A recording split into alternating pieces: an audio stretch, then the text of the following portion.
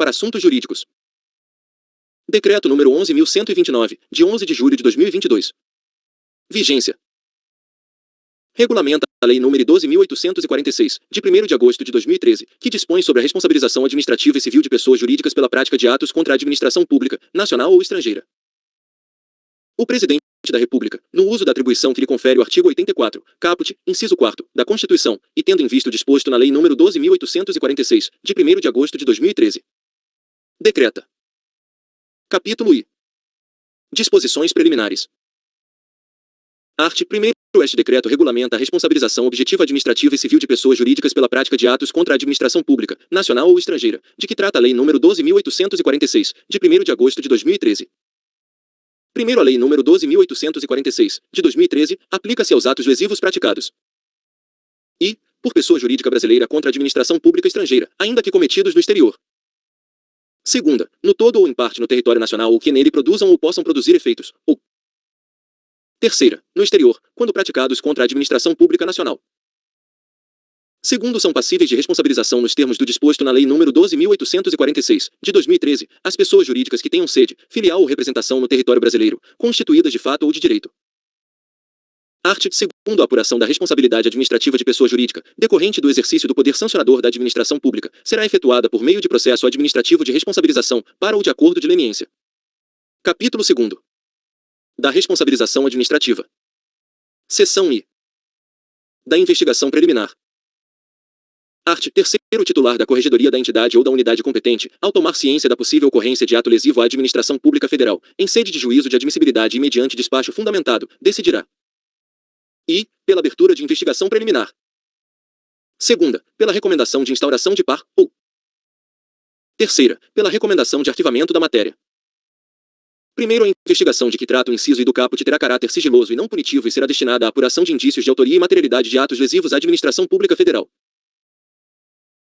Segundo, a investigação preliminar será conduzida diretamente pela corregedoria da entidade ou unidade competente, na forma estabelecida em regulamento, ou por comissão composta por 2 ou mais membros, designados entre servidores efetivos ou empregados públicos. Terceiro, na investigação preliminar, serão praticados os atos necessários à elucidação dos fatos sob apuração, compreendidas todas as diligências admitidas em lei, notadamente. I. Proposição à autoridade instauradora da suspensão cautelar dos efeitos do ato ou do processo objeto da investigação. Segunda, solicitação de atuação de especialistas com conhecimentos técnicos ou operacionais, de órgãos e entidades públicos ou de outras organizações, para auxiliar na análise da matéria sob exame. Terceira, solicitação de informações bancárias sobre movimentação de recursos públicos, ainda que sigilosas, nesta hipótese, em sede de compartilhamento do sigilo com órgãos de controle. Quarta, requisição, por meio da autoridade competente, do compartilhamento de informações tributárias da pessoa jurídica investigada, conforme previsto no inciso 2º do 1º do artigo 198 da Lei nº 5.172, de 25 de outubro de 1966, Código Tributário Nacional. V. Solicitação, ao órgão de representação judicial ou equivalente dos órgãos ou das entidades lesadas, das medidas judiciais necessárias para a investigação e para o processamento dos atos lesivos, inclusive de busca e apreensão, no Brasil ou no exterior, ou. Sexta, solicitação de documentos ou informações a pessoas físicas ou jurídicas, de direito público ou privado, nacionais ou estrangeiras, ou a organizações públicas internacionais. Quarto, prazo para a conclusão da investigação preliminar não excederá 180 dias, admitida a prorrogação, mediante ato da autoridade a que se refere o caput. Quinto, ao final da investigação preliminar, serão enviadas à autoridade competente as peças de informação obtidas, acompanhadas de relatório conclusivo acerca da existência de indícios de autoria e materialidade de atos lesivos à administração pública federal, para decisão sobre a instauração do par. Seção 2ª. Do processo administrativo de responsabilização. Art. 4º. A competência para a instauração e para o julgamento do par é da autoridade máxima da entidade em face da qual foi praticado o ato lesivo ou, em caso de órgão da administração pública federal direta, do respectivo ministro de Estado. Parágrafo único. A competência de que trata o caput será exercida de ofício ou mediante provocação e poderá ser delegada, vedada a subdelegação. Art. 5º. No ato de instauração do par, a autoridade designará comissão, composta por 2 ou mais servidores estáveis. Primeiro, em entidades da administração pública federal cujos quadros funcionais não sejam formados por servidores estatutários, a comissão a que se refere o caput será composta por 2 ou mais empregados permanentes, preferencialmente com, no mínimo, 3 anos de tempo de serviço na entidade. Segundo, a comissão a que se refere o caput exercerá suas atividades com imparcialidade e observará a legislação, os regulamentos e as orientações técnicas vigentes. Terceiro, será assegurado o sigilo do par, sempre que necessário a elucidação do fato ou quando exigido pelo interesse da administração pública, garantido à pessoa jurídica processada o direito à ampla defesa e ao contraditório. Quarto, prazo para a conclusão dos trabalhos da comissão de par não excederá 180 dias, admitida a prorrogação, mediante solicitação justificada do presidente da comissão à autoridade instauradora, que decidirá de maneira fundamentada. Art. 6. Instaurado o par, a comissão avaliará os fatos e as circunstâncias conhecidas e indiciará e intimará a pessoa jurídica processada para, no prazo de 30 dias, apresentar defesa escrita e especificar eventuais provas que pretenda produzir. Primeiro, a intimação prevista no caput. E facultará expressamente à pessoa jurídica a possibilidade de apresentar informações e provas que subsidiem a análise da comissão de par no que se refere aos elementos que atenuam o valor da multa, previstos no artigo 23, e segunda, solicitará a apresentação de informações e documentos, nos termos estabelecidos pela Controladoria Geral da União, que permitam a análise do programa de integridade da pessoa jurídica. Segundo, o ato de indiciação conterá, no mínimo, e a descrição clara e objetiva do ato lesivo imputado à pessoa jurídica, com a descrição das circunstâncias relevantes. Segunda, o apontamento das provas que sustentam o entendimento da comissão pela ocorrência do ato lesivo imputado, e terceira, o enquadramento legal do ato lesivo imputado à pessoa jurídica processada. Terceiro, caso a intimação prevista no caput não tenha êxito, será feita nova intimação por meio de edital publicado na imprensa oficial e no sítio eletrônico do órgão ou da entidade pública responsável pela condução do par, hipótese em que o prazo para apresentação de defesa escrita será contado a partir da última data de publicação do edital. Quarto, caso a pessoa jurídica processada não apresente sua defesa escrita no prazo estabelecido no caput, contra ela correrão os demais prazos, independentemente de notificação ou intimação, podendo intervir em qualquer fase do processo, sem direito à repetição de qualquer ato processual já praticado. Art. 7. As intimações serão feitas por qualquer meio físico ou eletrônico que assegure a certeza de ciência da pessoa jurídica processada. Primeiros prazos começam a correr a partir da data da cientificação oficial, excluindo-se da contagem o dia do começo e incluindo-se o dia do vencimento, observado o disposto no capítulo 16 da Lei nº 9.784, de 29 de janeiro de 1999. Segundo, na hipótese prevista no quarto do artigo 6º, dispensam-se as demais intimações processuais, até que a pessoa jurídica interessada se manifeste nos autos. Terceiro, a pessoa jurídica estrangeira poderá ser notificada e intimada de todos os atos processuais, independentemente de procuração ou de disposição contratual ou estatutária, na pessoa do gerente, representante ou administrador de sua filial, agência, sucursal, estabelecimento ou escritório instalado no Brasil. Artigo 8º. Recebida a defesa escrita, a comissão avaliará a pertinência de produzir as provas eventualmente requeridas pela pessoa jurídica processada, podendo indeferir de forma motivada os pedidos de produção de provas que sejam ilícitas, impertinentes, desnecessárias, protelatórias ou intempestivas. Primeiro, caso sejam produzidas provas após a nota de indiciação, a comissão poderá e intimar a pessoa jurídica para se manifestar, no prazo de 10 dias, sobre as novas provas juntadas aos autos, caso tais provas não justifiquem a alteração da nota de indiciação, ou segunda, lavrar nova indiciação ou indiciação complementar, caso as novas provas juntadas aos autos justifiquem alterações na nota de indiciação inicial, devendo ser observado o disposto no caput do artigo 6º. Segundo, caso a pessoa jurídica apresente em sua defesa informações e documentos referentes à existência e ao funcionamento de programa de integridade, a comissão processante deverá examiná-lo segundo os parâmetros indicados no capítulo 5º, para a dosimetria das sanções a serem aplicadas. Art. 9. A pessoa jurídica poderá acompanhar o par por meio de seus representantes legais ou procuradores, sendo-lhes assegurado amplo acesso aos autos. Parágrafo único. É vedada a retirada de autos físicos da repartição pública, sendo autorizada a obtenção de cópias, preferencialmente em meio digital, mediante requerimento. Art. 10. A comissão, para o devido e regular exercício de suas funções, poderá praticar os atos necessários à elucidação dos fatos sob apuração, compreendidos todos os meios probatórios admitidos em lei, inclusive os previstos no 3º do artigo 3º. Art. 11. Concluídos os trabalhos de apuração e análise, a comissão elaborará relatório a respeito dos fatos apurados e da eventual responsabilidade administrativa da pessoa jurídica, no qual sugerirá, de forma motivada, e as sanções a serem aplicadas, com a respectiva indicação da dosimetria ou o arquivamento do processo. Segunda, o encaminhamento do relatório final à autoridade competente para instrução de processo administrativo específico para reparação de danos, quando houver indícios de que do ato lesivo tenha resultado dano ao erário. Terceira, o encaminhamento do relatório final à Advocacia Geral da União, para ajuizamento da ação de que trata o artigo 19 da Lei nº 12.846, de 2013, com sugestão, de acordo com o caso concreto, da aplicação das sanções previstas naquele artigo, como retribuição complementar às do par ou para prevenção de novos ilícitos. Quarta, o encaminhamento do processo ao Ministério Público, nos termos do disposto no artigo 15 da Lei nº 12.846, de 2013, e v. as condições necessárias para a concessão da reabilitação, quando cabível. Art. 12. Concluído o relatório final, a comissão lavrará a ata de encerramento dos seus trabalhos, que formalizará sua desconstituição, e encaminhará-o para a autoridade instauradora, que determinará a intimação da pessoa jurídica processada do relatório final para, querendo, manifestar-se no prazo máximo de 10 dias. Parágrafo único. Transcorrido o prazo previsto no caput, a autoridade instauradora determinará a corregedoria da entidade ou a unidade competente que analise a regularidade e o mérito do par. Art. 13. Após a análise de regularidade e mérito, o par será encaminhado à autoridade competente para julgamento, o qual será precedido de manifestação jurídica, elaborada pelo órgão de assistência jurídica competente. Parágrafo único. Na hipótese de decisão contrária ao relatório da comissão, esta deverá ser fundamentada com base nas provas produzidas no par. Art. 14. A decisão administrativa proferida pela autoridade julgadora ao final do par será publicada no Diário Oficial da União e no sítio eletrônico do órgão ou da entidade pública responsável pelo julgamento do par. Art. 15. Da decisão administrativa sancionadora cabe pedido de reconsideração com efeito suspensivo, no prazo de 10 dias, contado da data de publicação da decisão. Primeiro, a pessoa jurídica contra a qual foram impostas sanções no par e que não apresentar pedido de reconsideração deverá cumpri-las no prazo de 30 dias, contado do fim do prazo para interposição do pedido de reconsideração. Segundo, a autoridade julgadora terá o prazo de 30 dias para decidir sobre a matéria alegada no pedido de reconsideração e publicar nova decisão. Terceiro, mantida a decisão administrativa sancionadora, será concedido à pessoa jurídica novo prazo de 30 dias para o cumprimento das sanções que lhe foram impostas, contado da data de publicação da nova decisão. Art. 16. Os atos previstos como infrações administrativas à Lei nº 14.133, de 1º de abril de 2021, ou a outras normas de licitações e contratos da administração pública que também sejam tipificados como atos lesivos na Lei nº 12.846, de 2013, serão apurados e julgados conjuntamente, nos mesmos autos, aplicando-se o rito procedimental previsto neste capítulo. Primeiro concluída a apuração de que trata o caput, e havendo autoridades distintas competentes para o julgamento, o processo será encaminhado primeiramente àquela de nível mais elevado, para que julgue no âmbito de sua competência, tendo precedência o julgamento pelo ministro de Estado competente. Segundo, para fins do disposto no caput, o chefe da unidade responsável no órgão ou na entidade pela gestão de licitações e contratos deve comunicar à autoridade a que se refere o caput do artigo 3º eventuais fatos que configurem atos lesivos previstos no artigo 5º da Lei nº 12.846, de 2013. Art. 17. A Controladoria Geral da União possui, no âmbito do Poder Executivo Federal, competência e concorrente para instaurar e julgar par.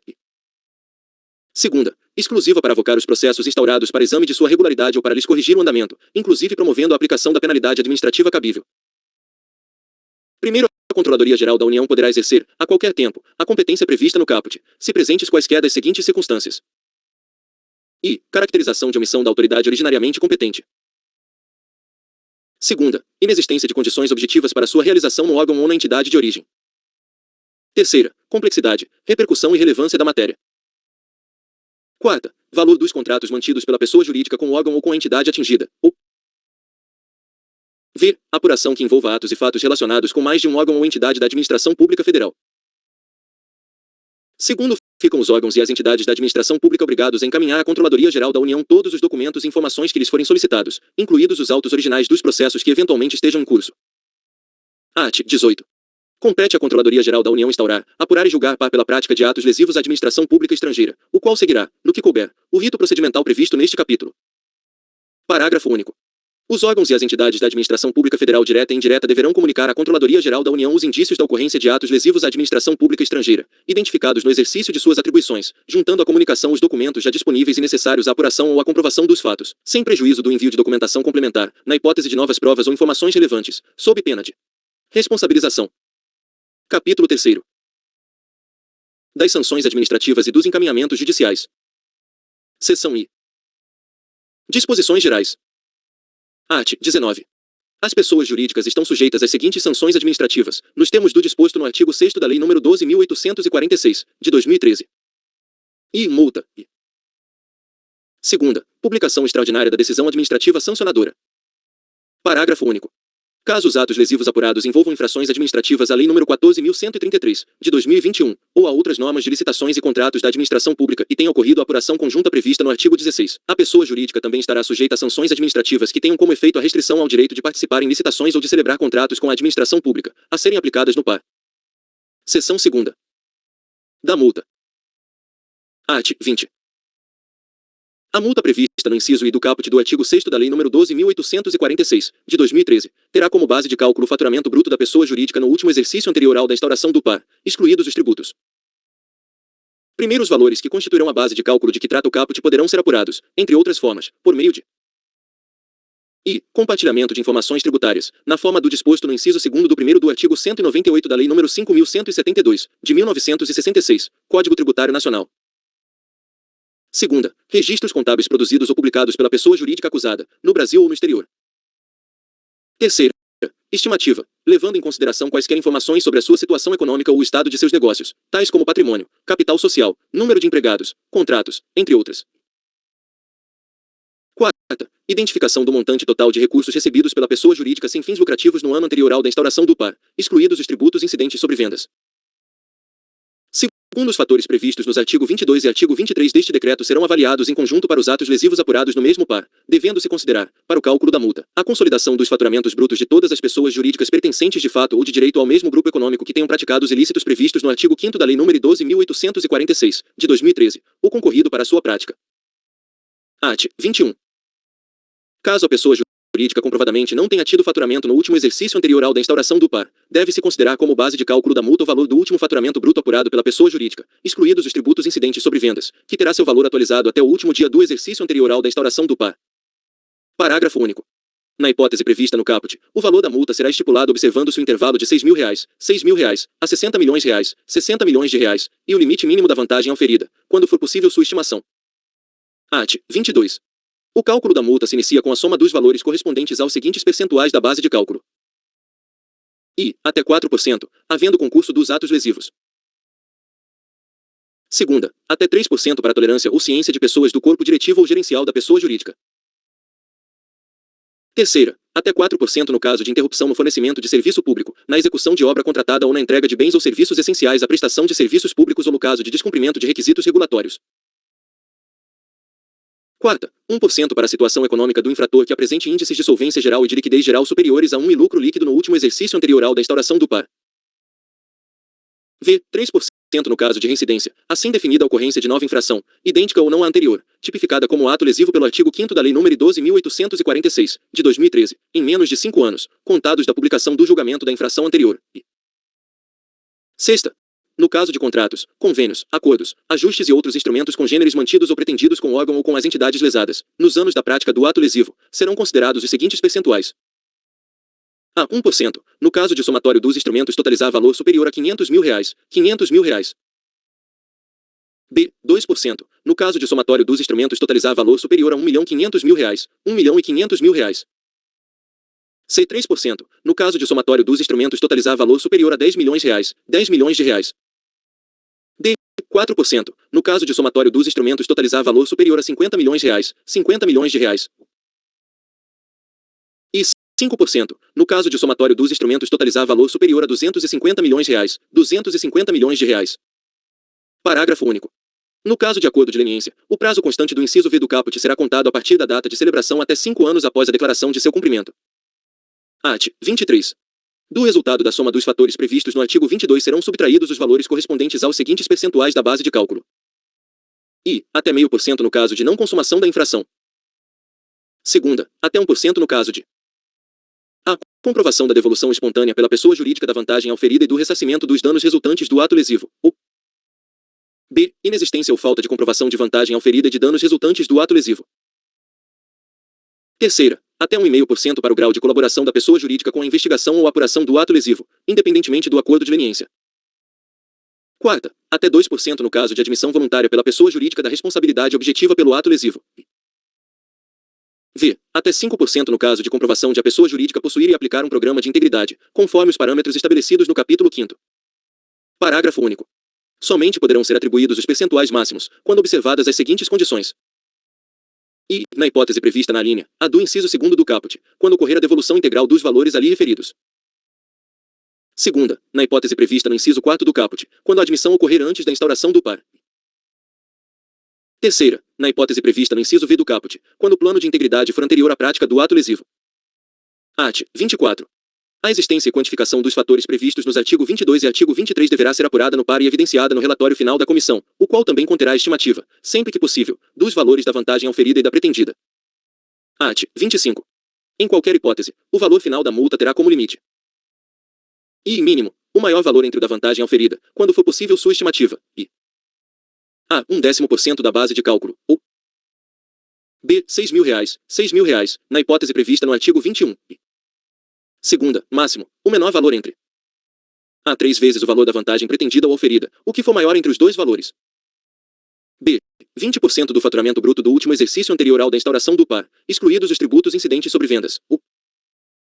C. 60 milhões reais, 60 milhões de reais, na hipótese prevista no artigo 21, desde que não seja possível estimar o valor da vantagem auferida. Primeiro, o limite máximo não será observado, caso o valor resultante do cálculo desse parâmetro seja inferior ao resultado calculado para o limite mínimo. Segundo, na ausência de todos os fatores previstos nos artigo 22 e artigo 23 ou quando o resultado das operações de soma e subtração for igual ou menor que zero, o valor da multa corresponderá ao limite mínimo estabelecido no caput. Art. 26.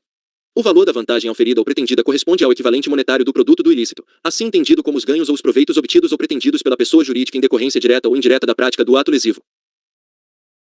Primeiro, o valor da vantagem auferida ou pretendida poderá ser estimado mediante a aplicação, conforme o caso, das seguintes metodologias. I. Pelo valor total da receita auferida em contrato administrativo e seus aditivos, deduzidos os custos lícitos que a pessoa jurídica comprove serem efetivamente atribuíveis ao objeto contratado, na hipótese de atos lesivos praticados para fins de obtenção e execução dos respectivos contratos. Segunda, pelo valor total de despesas ou custos evitados, inclusive de natureza tributária ou regulatória, e que seriam imputáveis à pessoa jurídica caso não houvesse sido praticado o ato lesivo pela pessoa jurídica infratora. Ou terceira, pelo valor do lucro adicional oferido pela pessoa jurídica decorrente de ação ou omissão na prática de ato do poder público que não ocorreria sem a prática do ato lesivo pela pessoa jurídica infratora. Segundo, os valores correspondentes às vantagens indevidas prometidas ou pagas a agente público ou a terceiros a ele relacionados não poderão ser deduzidos do cálculo estimativo de que trata o primeiro. Art. 27. Com a assinatura do acordo de leniência, a multa aplicável será reduzida conforme a fração nele pactuada, observado o limite previsto no segundo do artigo 16 da Lei nº 12.846, de 2013. Primeiro, o valor da multa prevista no caput poderá ser inferior ao limite mínimo previsto no artigo 6º da Lei nº 12.846, de 2013. Segundo, no caso de a autoridade signatária declarar o descumprimento do acordo de leniência por falta imputável à pessoa jurídica colaboradora, o valor integral encontrado antes da redução de que trata o caput será cobrado na forma do disposto na seção 4ª, descontando-se as frações da multa eventualmente já pagas. Seção 3ª. Da publicação extraordinária da decisão administrativa sancionadora. Art. 28. A pessoa jurídica sancionada administrativamente pela prática de atos lesivos contra a administração pública, nos termos da Lei nº 12.846, de 2013, publicará a decisão administrativa sancionadora na forma de extrato de sentença, cumulativamente. E, em meio de comunicação de grande circulação, física ou eletrônica, na área da prática da infração e de atuação da pessoa jurídica ou, na sua falta, em publicação de circulação nacional. Segunda, em edital afixado no próprio estabelecimento ou no local de exercício da atividade, em localidade que permita a visibilidade pelo público, pelo prazo mínimo de 30 dias. Terceira, em seu sítio eletrônico, pelo prazo mínimo de 30 dias em destaque na página principal do referido sítio. Parágrafo único. A publicação a que se refere o caput será feita a expensas da pessoa jurídica sancionada. Seção 4ª. Da cobrança da multa aplicada. Art. 29. A multa aplicada será integralmente recolhida pela pessoa jurídica sancionada no prazo de 30 dias, observado o disposto no artigo 15. Primeiro feito o recolhimento, a pessoa jurídica sancionada apresentará ao órgão ou à entidade que aplicou a sanção documento que ateste o pagamento integral do valor da multa imposta. Segundo, decorrido o prazo previsto no caput sem que a multa tenha sido recolhida ou não tendo ocorrido a comprovação de seu pagamento integral, o órgão ou a entidade que a aplicou encaminhará o débito para inscrição em dívida ativa da União ou das autarquias e fundações públicas federais. Terceiro caso, a entidade que aplicou a multa não possua dívida ativa, o valor será cobrado independentemente de prévia inscrição. Quarto, a multa aplicada pela Controladoria Geral da União em acordos de leniência ou nas hipóteses previstas nos artigo 17 e artigo 18 será destinada à União e recolhida à conta única do Tesouro Nacional. Quinto, os acordos de leniência poderão pactuar prazo distinto do previsto no caput para recolhimento da multa aplicada ou de qualquer outra obrigação financeira imputada à pessoa jurídica. Seção V. Dos encaminhamentos judiciais. Art. 30. As medidas judiciais, no Brasil ou no exterior, como a cobrança da multa administrativa aplicada no par, a promoção da publicação extraordinária, a persecução das sanções previstas no caput do artigo 19 da Lei nº 12.846, de 2013, a reparação integral dos danos e prejuízos, além de eventual atuação judicial para finalidade de instrução ou garantia do processo judicial ou preservação do acordo de leniência, serão solicitadas ao órgão de representação judicial ou equivalente dos órgãos ou das entidades lesadas. Art. 31. No âmbito da administração pública federal direta, inclusive nas hipóteses de que tratam os artigo 17 e artigo 18, a atuação judicial será exercida pela Procuradoria-Geral da União, observadas as atribuições da Procuradoria-Geral da Fazenda Nacional para inscrição e cobrança de créditos da União inscritos em dívida ativa. Parágrafo único. No âmbito das autarquias e das fundações públicas federais, a atuação judicial será exercida pela Procuradoria-Geral Federal, inclusive no que se refere à cobrança da multa administrativa aplicada no par, respeitadas as competências da Procuradoria-Geral do Banco Central. Capítulo 4. Do Acordo de Leniência. Art. 32. O acordo de leniência é ato administrativo negocial decorrente do exercício do poder sancionador do Estado, que visa a responsabilização de pessoas jurídicas pela prática de atos lesivos contra a administração pública nacional ou estrangeira. Parágrafo único. O acordo de leniência buscará, nos termos da lei, o incremento da capacidade investigativa da administração pública. Segunda, a potencialização da capacidade estatal de recuperação de ativos. Terceira, o fomento da cultura de integridade no setor privado. Art. 33. O acordo de leniência será celebrado com as pessoas jurídicas responsáveis pela prática dos atos lesivos previstos na Lei nº 12.846, de 2013, e dos ilícitos administrativos previstos na Lei nº 14.133, de 2021, e em outras normas de licitações e contratos, com vistas à isenção ou à atenuação das respectivas sanções, desde que colaborem efetivamente com as investigações e o par, devendo resultar dessa colaboração a identificação dos demais envolvidos nos ilícitos, quando couber. Segunda, a obtenção célere de informações e documentos que comprovem a infração sob apuração. Art. 34. Compete à Controladoria Geral da União celebrar acordos de leniência no âmbito do Poder Executivo Federal e nos casos de atos lesivos contra a administração pública estrangeira. Art. 35. Ato conjunto do Ministro de Estado da Controladoria Geral da União e do Advogado-Geral da União. Disciplinará a participação de membros da Advocacia Geral da União nos processos de negociação e de acompanhamento do cumprimento dos acordos de leniência. Segunda, disporá sobre a celebração de acordos de leniência pelo Ministro de Estado da Controladoria Geral da União conjuntamente com o Advogado-Geral da União. Parágrafo único. A participação da Advocacia Geral da União nos acordos de leniência, consideradas as condições neles estabelecidas e observados os termos da Lei Complementar nº 73, de 10 de fevereiro de 1993, e da Lei nº 13.140, de 26 de junho de 2015, poderá ensejar a resolução consensual das penalidades previstas no artigo 19 da Lei nº 12.846, de 2013. Art. 36. A Controladoria Geral da União poderá aceitar a delegação para negociar, celebrar e monitorar o cumprimento de acordos de leniência relativos a atos lesivos contra outros poderes e entes federativos. Art. 37. A pessoa jurídica que pretenda celebrar acordo de leniência deverá ser a primeira a manifestar interesse em cooperar para a apuração de ato lesivo específico, quando tal circunstância for relevante. Segunda, ter cessado completamente seu envolvimento no ato lesivo a partir da data da propositura do acordo. Terceira, admitir sua responsabilidade objetiva quanto aos atos lesivos. Quarta, cooperar plena e permanentemente com as investigações e o processo administrativo e comparecer, sob suas expensas e sempre que solicitada, aos atos processuais, até o seu encerramento. Fornecer informações, documentos e elementos que comprovem o ato ilícito. Sexta, reparar integralmente a parcela incontroversa do dano causado. Sétima, perder, em favor do ente lesado ou da União, conforme o caso, os valores correspondentes ao acréscimo patrimonial indevido ou ao enriquecimento ilícito direta ou indiretamente obtido da infração, nos termos e nos montantes definidos na negociação. Primeiros requisitos de que tratam os incisos 3ª e 4ª do caput serão avaliados em face da boa-fé da pessoa jurídica proponente em reportar à administração a descrição e a comprovação da integralidade dos atos ilícitos de que tenham venha a ter ciência, desde o momento da propositura do acordo até o seu total cumprimento. Segundo a parcela incontroversa do dano de que trata o inciso 6º do caput corresponde aos valores dos danos admitidos pela pessoa jurídica ou aqueles decorrentes de decisão definitiva no âmbito do devido processo administrativo ou judicial. Terceiro, nas hipóteses em que de determinado ato ilícito decorra, simultaneamente, dano ao ente lesado e acréscimo patrimonial indevido à pessoa jurídica responsável pela prática do ato, e haja identidade entre ambos, os valores a eles correspondentes serão computados uma única vez para fins de quantificação do valor a ser adimplido a partir do acordo de leniência. Segunda, classificados como ressarcimento de danos para fins contábeis, orçamentários e de sua destinação para o ente lesado. Art. 38. A proposta de celebração de acordo de leniência deverá ser feita de forma escrita, oportunidade em que a pessoa jurídica proponente declarará expressamente que foi orientada a respeito de seus direitos, garantias e deveres legais e de que o não atendimento às determinações e às solicitações durante a etapa de negociação importará a desistência da proposta. Primeiro, a proposta deverá ser apresentada pelos representantes da pessoa jurídica, na forma de seu estatuto ou contrato social, ou por meio de procurador com poderes específicos para tal ato, observado o disposto no artigo 26 da Lei nº 12.846, de 2013.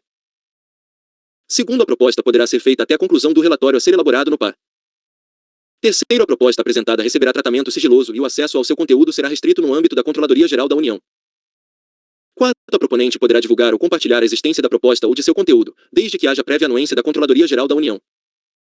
Quinto, a análise da proposta de acordo de leniência será instruída em processo administrativo específico, que conterá o registro dos atos praticados na negociação. Art. 39. A proposta de celebração de acordo de leniência será submetida à análise de juízo de admissibilidade, para verificação da existência dos elementos mínimos que justifiquem o início da negociação. Primeiro admitida a proposta, será firmado memorando de entendimentos com a pessoa jurídica proponente, definindo os parâmetros da negociação do acordo de leniência. Segundo, o memorando de entendimentos poderá ser resilido a qualquer momento, a pedido da pessoa jurídica proponente ou a critério da Administração Pública Federal. Terceiro, a assinatura do memorando de entendimentos interrompe a prescrição. Segunda, suspende a prescrição pelo prazo da negociação, limitado, em qualquer hipótese, a 360 dias. Art. 40. A critério da Controladoria Geral da União, o PA instaurado em face de pessoa jurídica que esteja negociando a celebração de acordo de leniência poderá ser suspenso. Parágrafo único. A suspensão ocorrerá sem prejuízo e da continuidade de medidas investigativas necessárias para o esclarecimento dos fatos. Segunda, da adoção de medidas processuais cautelares e assecuratórias indispensáveis para se evitar perecimento de direito ou garantir a instrução processual. Art. 41. A Controladoria Geral da União poderá avocar os autos de processos administrativos em curso em outros órgãos ou entidades da administração pública federal relacionados com os fatos objeto do acordo em negociação. Art. 42. A negociação a respeito da proposta do acordo de leniência deverá ser concluída no prazo de 180 dias, contado da data da assinatura do memorando de entendimentos. Parágrafo único. O prazo de que trata o caput poderá ser prorrogado, caso presente circunstâncias que o exijam. Art. 43. A desistência da proposta de acordo de leniência ou a sua rejeição não importará em reconhecimento da prática do ato lesivo. Primeiro, não se fará divulgação da desistência ou da rejeição da proposta do acordo de leniência, ressalvado o disposto no 4º do artigo 38. Segundo, na hipótese prevista no caput, a administração pública federal não poderá utilizar os documentos recebidos durante o processo de negociação de acordo de leniência. Terceiro, disposto no segundo não impedirá a apuração dos fatos relacionados com a proposta de acordo de leniência, quando decorrer de indícios ou provas autônomas que sejam obtidos ou levados ao conhecimento da autoridade por qualquer outro meio. Art. 44. O acordo de leniência estipulará as condições para assegurar a efetividade da colaboração e o resultado útil do processo e conterá as cláusulas e obrigações que, diante das circunstâncias do caso concreto, reputem-se necessárias. Art. 45. O acordo de leniência conterá, entre outras disposições, cláusulas que versem sobre e o compromisso de cumprimento dos requisitos previstos nos incisos 2º a 7º do caput do artigo 37. Segunda, a perda dos benefícios pactuados, em caso de descumprimento do acordo. Terceira, a natureza de título executivo extrajudicial do instrumento do acordo, nos termos do disposto no inciso 2º do caput do artigo 784 da Lei nº 13.105, de 16 de março de 2015, Código de Processo Civil. Quarta, a adoção, a aplicação ou o aperfeiçoamento de programa de integridade, conforme os parâmetros estabelecidos no capítulo 5º, bem como o prazo e as condições de monitoramento. V. O pagamento das multas aplicáveis e da parcela a que se refere o inciso 6º do caput do artigo 37. E sexta, a possibilidade de utilização da parcela a que se refere o inciso 6º do caput do artigo 37 para compensação com outros valores porventura apurados em outros processos sancionatórios ou de prestação de contas, quando relativos aos mesmos fatos que compõem o escopo do acordo. Art. 46. A Controladoria Geral da União poderá conduzir e julgar os processos administrativos que apurem infrações administrativas previstas na Lei nº 12.846, de 2013, na Lei nº 14.133, de 2021, e em outras normas de licitações e contratos, cujos fatos tenham sido noticiados por meio do acordo de leniência. Art. 47. O percentual de redução do valor da multa aplicável de que trata o 2º do artigo 16 da Lei nº 12.846, de 2013, levará em consideração os seguintes critérios. E a tempestividade da autodenúncia e o ineditismo dos atos lesivos. Segunda, a efetividade da colaboração da pessoa jurídica e terceira, o compromisso de assumir condições relevantes para o cumprimento do acordo. Parágrafo único. Os critérios previstos no caput serão objeto de ato normativo a ser editado pelo Ministro de Estado da Controladoria Geral da União. Art. 48. O acesso aos documentos e às informações comercialmente sensíveis da pessoa jurídica será mantido restrito durante a negociação e após a celebração do acordo de leniência. Primeiro, até a celebração do acordo de leniência, a identidade da pessoa jurídica signatária do acordo não será divulgada ao público, ressalvado o disposto no 4º do artigo 38. Segundo, as informações e os documentos obtidos em decorrência da celebração de acordos de leniência poderão ser compartilhados com outras autoridades, mediante compromisso de sua não utilização para sancionar a própria pessoa jurídica em relação aos mesmos fatos objeto do acordo de leniência, ou com concordância da própria pessoa jurídica. Art. 49. A celebração do acordo de leniência interrompe o prazo prescricional da pretensão punitiva em relação aos atos ilícitos objeto do acordo, nos termos do disposto no 9º do artigo 16 da Lei nº 12.846, de 2013, que permanecerá suspenso até o cumprimento dos compromissos firmados no acordo ou até a sua rescisão, nos termos do disposto no artigo 34 da Lei nº 13.140, de 2015. Art. 50.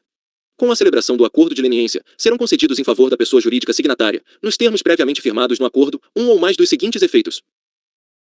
E isenção da publicação extraordinária da decisão administrativa sancionadora. Segunda, isenção da proibição de receber incentivos, subsídios, subvenções, doações ou empréstimos de órgãos ou entidades públicos e de instituições financeiras públicas ou controladas pelo poder público. Terceira, redução do valor final da multa aplicável, observado o disposto no artigo 27, ou Quarta, isenção ou atenuação das sanções administrativas previstas no artigo 156 da Lei nº 14.133, de 2021, ou em outras normas de licitações e contratos.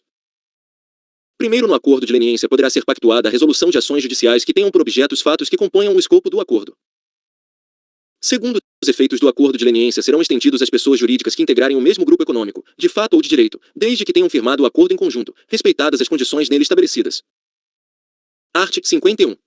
O monitoramento das obrigações de adoção, implementação e aperfeiçoamento do Programa de Integridade de que trata o inciso 4º do caput do artigo 45 será realizado, direta ou indiretamente, pela Controladoria Geral da União, podendo ser dispensado, a depender das características do ato lesivo, das medidas de remediação adotadas pela pessoa jurídica e do interesse público. Primeiro, o monitoramento a que se refere o caput será realizado, dentre outras formas, pela análise de relatórios, documentos e informações fornecidos pela pessoa jurídica, obtidos de forma independente ou por meio de reuniões, entrevistas, testes de sistemas e de conformidade com as políticas e visitas técnicas. Segundo, as informações relativas às etapas do processo de monitoramento serão publicadas em transparência ativa no sítio eletrônico da Controladoria Geral da União, respeitados os sigilos legais e o interesse das investigações. Art. 52. Cumprido o acordo de leniência pela pessoa jurídica colaboradora, a autoridade competente declarará e o cumprimento das obrigações nele constantes. Segunda, a isenção das sanções previstas no inciso 2º do caput do artigo 6º e no inciso 4º do caput do artigo 19 da Lei nº 12.846, de 2013, bem como das demais sanções aplicáveis ao caso. Terceira, o cumprimento da sanção prevista no inciso I do caput do artigo 6º da Lei nº 12.846, de 2013, e quarta, o atendimento dos compromissos assumidos de que tratam os incisos 2º a 7ª do caput do artigo 37 deste decreto. Art. 53. Declarada a rescisão do acordo de leniência pela autoridade competente, decorrente do seu injustificado descumprimento. E a pessoa jurídica perderá os benefícios pactuados e ficará impedida de celebrar novo acordo pelo prazo de 3 anos, contado da data em que se tornar definitiva a decisão administrativa que julgar rescindido o acordo. Segunda, haverá o vencimento antecipado das parcelas não pagas e serão executados: a. O valor integral da multa, descontando-se as frações eventualmente já pagas, e b. Os valores integrais referentes aos danos, ao enriquecimento indevido e a outros valores porventura pactuados no acordo, descontando-se as frações eventualmente já pagas, e terceira, serão aplicadas as demais sanções e as consequências previstas nos termos dos acordos de leniência e na legislação aplicável. Parágrafo único. O descumprimento do acordo de leniência será registrado pela Controladoria Geral da União, pelo prazo de 3 anos, no Cadastro Nacional de Empresas Punidas, CNEP. Art. 54. Excepcionalmente, as autoridades signatárias poderão deferir pedido de alteração ou de substituição de obrigações pactuadas no acordo de leniência, desde que presentes os seguintes requisitos: e manutenção dos resultados e requisitos originais que fundamentaram o acordo de leniência, nos termos do disposto no artigo 16 da Lei nº 12.846, de 2013. Segunda, maior vantagem para a administração, de maneira que sejam alcançadas melhores consequências para o interesse público do que a declaração de descumprimento e a rescisão do acordo. Terceira, em previsão da circunstância que dá causa ao pedido de modificação ou à impossibilidade de cumprimento das condições originalmente pactuadas. Quarta, boa-fé da pessoa jurídica colaboradora em comunicar a impossibilidade do cumprimento de uma obrigação antes do vencimento do prazo para seu adimplemento, e v. Rigidez das garantias apresentadas no acordo. Parágrafo único. A análise do pedido de que trata o caput considerará o grau de adimplência da pessoa jurídica com as demais condições pactuadas, inclusive as de adoção ou de aperfeiçoamento do Programa de Integridade. Art. 55. Os acordos de leniência celebrados serão publicados em transparência ativa no sítio eletrônico da Controladoria Geral da União, respeitados os sigilos legais e o interesse das investigações. Capítulo V. Do Programa de Integridade. Art. 56. Para fins do disposto neste decreto, Programa de Integridade consiste, no âmbito de uma pessoa jurídica, no conjunto de mecanismos e procedimentos internos de integridade, auditoria e incentivo à denúncia de irregularidades e na aplicação efetiva de códigos de ética e de conduta, políticas e diretrizes, com o objetivo de e prevenir, detectar e sanar desvios, fraudes, irregularidades e atos ilícitos praticados contra a administração pública, nacional ou estrangeira, e segunda, fomentar e manter uma cultura de integridade no ambiente organizacional. Parágrafo único. O Programa de Integridade deve ser estruturado, aplicado e atualizado de acordo com as características e os riscos atuais das atividades de cada pessoa jurídica, a qual, por sua vez, deve garantir o constante aprimoramento e adaptação do referido programa, visando garantir sua efetividade. Art. 57. Para fins do disposto no inciso 8º do caput do artigo 7º da Lei nº 12.846, de 2013, o Programa de Integridade será avaliado, quanto à sua existência e aplicação, de acordo com os seguintes parâmetros: e comprometimento da alta direção da pessoa jurídica, incluídos os conselhos, evidenciado pelo apoio visível e inequívoco ao programa, bem como pela destinação de recursos adequados. Segunda, padrões de conduta, código de ética, políticas e procedimentos de integridade, aplicáveis a todos os empregados e administradores, independentemente do cargo ou da função exercida. Terceira, padrões de conduta, código de ética e políticas de integridade estendidas, quando necessário, a terceiros, tais como fornecedores, prestadores de serviço, agentes intermediários e associados. Quarta, treinamentos e ações de comunicação periódicos sobre o programa de integridade. V. Gestão adequada de riscos, incluindo sua análise e reavaliação periódica, para a realização de adaptações necessárias ao programa de integridade e alocação eficiente de recursos. Sexta, registros contábeis que reflitam de forma completa e precisa as transações da pessoa jurídica. Sétima, controles internos que assegurem a pronta elaboração e a confiabilidade de relatórios e demonstrações financeiras da pessoa jurídica. Oitava, procedimentos específicos para prevenir fraudes e ilícitos no âmbito de processos licitatórios, na execução de contratos administrativos ou em qualquer interação com o setor público, ainda que intermediada por terceiros, como pagamento de tributos, sujeição a fiscalizações ou obtenção de autorizações, licenças, permissões e certidões. Nona, independência, estrutura e autoridade da instância interna responsável pela aplicação do programa de integridade e pela fiscalização de seu cumprimento. X. Canais de denúncia de irregularidades, abertos e amplamente divulgados a funcionários e terceiros, e mecanismos destinados ao tratamento das denúncias e à proteção de denunciantes de boa-fé. X. Medidas disciplinares em caso de violação do programa de integridade. 12. Procedimentos que assegurem a pronta interrupção de irregularidades ou infrações detectadas e a tempestiva remediação dos danos gerados. 13. Diligências apropriadas, baseadas em risco, para a contratação e, conforme o caso, supervisão de terceiros, tais como fornecedores, prestadores de serviço, agentes intermediários, despachantes, consultores, representantes comerciais e associados.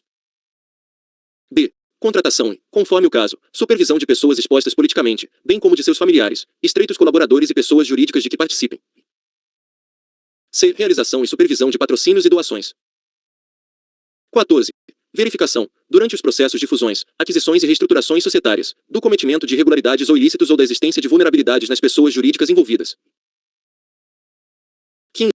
Monitoramento contínuo do programa de integridade visando ao seu aperfeiçoamento na prevenção, na detecção e no combate à ocorrência dos atos lesivos previstos no artigo 5º da Lei nº 12.846, de 2013. Primeiro, na avaliação dos parâmetros de que trata o caput, serão considerados o porte e as especificidades da pessoa jurídica, por meio de aspectos como e a quantidade de funcionários, empregados e colaboradores.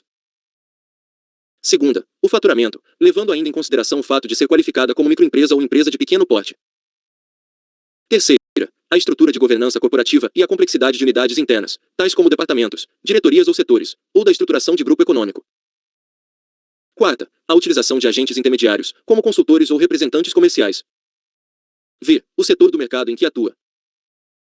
Sexta, os países em que atua, direta ou indiretamente. Sétima, o grau de interação com o setor público e a importância de contratações, investimentos e subsídios públicos, autorizações, licenças e permissões governamentais em suas operações. Oitava, a quantidade e a localização das pessoas jurídicas que integram o grupo econômico. Segundo, a efetividade do programa de integridade em relação ao ato lesivo objeto de apuração será considerada para fins da avaliação de que trata o caput. Capítulo 6º. Do Cadastro Nacional de Empresas Inidôneas e Suspensas e do Cadastro Nacional de Empresas Punidas. Art. 58. O Cadastro Nacional de Empresas Inidôneas e Suspensas, 6, conterá informações referentes às sanções administrativas impostas a pessoas físicas ou jurídicas que impliquem restrição ao direito de participar de licitações ou de celebrar contratos com a administração pública de qualquer esfera federativa, entre as quais e suspensão temporária de participação em licitação e impedimento de contratar com a administração pública, conforme disposto no inciso 3º do caput do artigo 87 da Lei nº 8.666, de 21 de junho de 1993. Segunda, declaração de inidoneidade para licitar ou contratar com a administração pública, conforme disposto no inciso 4º do caput do artigo 87 da Lei nº 8.666, de 1993, e no inciso 4º do caput do artigo 156 da Lei nº 14.133, de 2021. Terceira, impedimento de licitar e contratar com a União, os Estados, o Distrito Federal ou os municípios, conforme disposto no artigo 7º da Lei nº 10.520, de 17 de julho de 2002, no artigo 47 da Lei nº 12.462, de 4 de agosto de 2011, e no inciso 3º do caput do artigo 156 da Lei nº 14.133, de 2021. Quarta, suspensão temporária de participação em licitação e impedimento de contratar com a administração pública, conforme disposto no inciso 4º do caput do artigo 33 da Lei nº 12.527, de 18 de novembro de 2011. V. Declaração de inidoneidade para licitar ou contratar com a administração pública, conforme disposto no inciso V do caput do artigo 33 da Lei nº 12.527, de 2011. Sexta, declaração de inidoneidade para participar de licitação com a administração pública federal, conforme disposto no artigo 46 da Lei nº 8.443, de 16 de julho de 1992. Sétima, proibição de contratar com o poder público, conforme disposto no artigo 12 da Lei nº 8.429, de 2 de junho de 1992. Oitava, proibição de contratar e participar de licitações com o poder público, conforme disposto no artigo 10 da Lei nº 9.605, de 12 de fevereiro de 1998. Nona, declaração de idoneidade, conforme disposto no inciso V do caput do artigo 78, a combinado com o artigo 78, e da Lei nº 10.233, de 5 de junho de 2001. Parágrafo único. Poderão ser registradas no 6 outras sanções que impliquem restrição ao direito de participar em licitações ou de celebrar contratos com a administração pública, ainda que não sejam de natureza administrativa. Art. 59. O CNEP conterá informações referentes e as sanções impostas com fundamento na Lei nº 12.846, de 2013. Segunda, ao descumprimento de acordo de leniência celebrado com fundamento na Lei nº 12.846, de 2013. Parágrafo único. As informações sobre os acordos de leniência celebrados com fundamento na Lei nº 12.846, de 2013, serão registradas em relação específica no CNEP, após a celebração do acordo, exceto se sua divulgação causar prejuízos às investigações ou ao processo administrativo. Art. 60. Constarão do SEIS e do CNEP, sem prejuízo de outros a serem estabelecidos pela Controladoria Geral da União, dados e informações referentes a e nome ou razão social da pessoa física ou jurídica sancionada. Segunda, número de inscrição da pessoa jurídica no Cadastro Nacional da Pessoa Jurídica, CNPJ ou da pessoa física no Cadastro de Pessoas Físicas, CPF. Terceira, tipo de sanção. Quarta, fundamentação legal da sanção. V, número do processo no qual foi fundamentada a sanção. Sexta, data de início de vigência do efeito limitador ou impeditivo da sanção ou data de aplicação da sanção. Sétima, data final do efeito limitador ou impeditivo da sanção, quando couber. Oitava, nome do órgão ou da entidade sancionadora. Nona, valor da multa, quando couber. X, escopo de abrangência da sanção, quando couber. Art. 61. Os registros no SEIS e no CNEP deverão ser realizados imediatamente após o transcurso do prazo para apresentação do pedido de reconsideração ou recurso cabível ou da publicação de sua decisão final, quando lhe for atribuído efeito suspensivo pela autoridade competente. Art. 62.